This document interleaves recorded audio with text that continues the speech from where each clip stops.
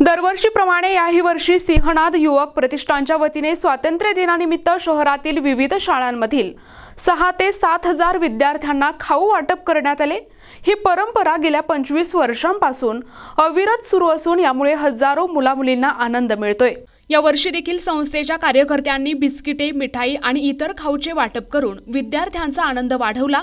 या उपक्रमाला पोलीस निरीक्षक सूर्यमोहन बोलमवाड यांचे मार्गदर्शन लाभले।